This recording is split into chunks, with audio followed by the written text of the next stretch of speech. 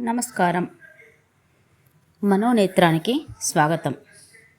ఈరోజు మనం చెప్పుకునేబోయే అంశం స్త్రీ గొప్పతనం. తన కుటుంబానికి స్త్రీ కేంద్ర బిందువు. ఎత్ర నార్యస్తు పూజ్యంతే రమంతే తత్ర దేవతాః. ఈ శ్లోకం స్త్రీ స్థానం ఎంత ఉన్నతమైనదో తెలియచేస్తుంది.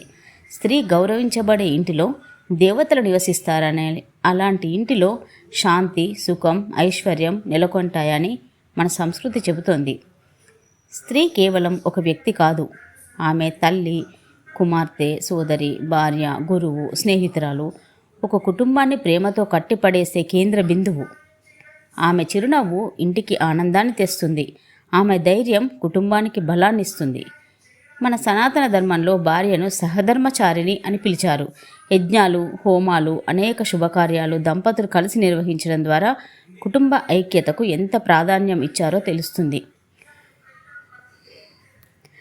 సీతాదేవి ధర్మానికి ప్రతిరూపం. అనసూయాదేవి పాతివ్రత్యానికి ఆదర్శం. సావిత్రి తన సంకల్పంతో యమధర్మరాజును కూడా ఒప్పించి భర్త ప్రాణాలను తిరిగి పొందింది. పార్వతీదేవి లేకుండా శివుని శక్తి సంపూర్ణం కాదని అర్ధనారీశ్వర తత్వం బోధిస్తుంది. రుద్రమదేవి పరాక్రమంతో కాకతీయ సామ్రాజ్యాన్ని పాలించింది. ఝాన్సీ లక్ష్మీబాయి స్వాతంత్రం కోసం వీరోచితంగా పోరాడింది. వారి ధైర్యం నేటికీ స్ఫూర్తినిస్తోంది. ఇప్పుడు ఆధునికంగా చూస్తే ఆధునిక భారత మహిళలు కల్పనా చావ్లా అంతరిక్షంలో భారతీయుల కళలను తీసుకెళ్ళింది. సునీతా విలియమ్స్ తన సేవలతో ప్రపంచవ్యాప్తంగా గుర్తింపు పొందింది. టెస్సీ థామస్ భారత రక్షణ రంగంలో విశేష కృషి చేసి మిసైల్ ఉమెన్ ఆఫ్ ఇండియాగా పేరు పొందింది.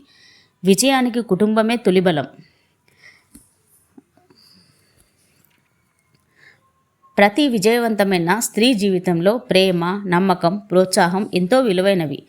చాలామందికి ఆ బలం తండ్రి రూపంలో లభిస్తుంది. కొందరికి అన్నయ్య, కొందరికి జీవిత భాగస్వామి, కొందరికి గురువు లేదా కుటుంబ సభ్యుల ప్రోత్సాహం లభిస్తుంది.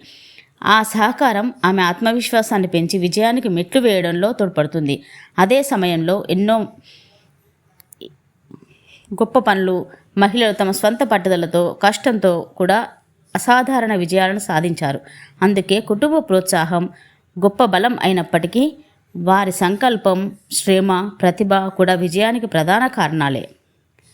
స్త్రీని గౌరవించడం అంటే ఒక వ్యక్తిని మాత్రమే గౌరవించడం కాదు, ఒక కుటుంబాన్ని, ఒక సంస్కృతిని, ఒక సమాజాన్ని గౌరవించడం. స్త్రీ గౌరవం ఉన్న చోటే ధర్మం నిలుస్తుంది. ధర్మం ఉన్న చోటే శాంతి, శ్రేయస్సు, సమృద్ధి నిలుస్తాయి.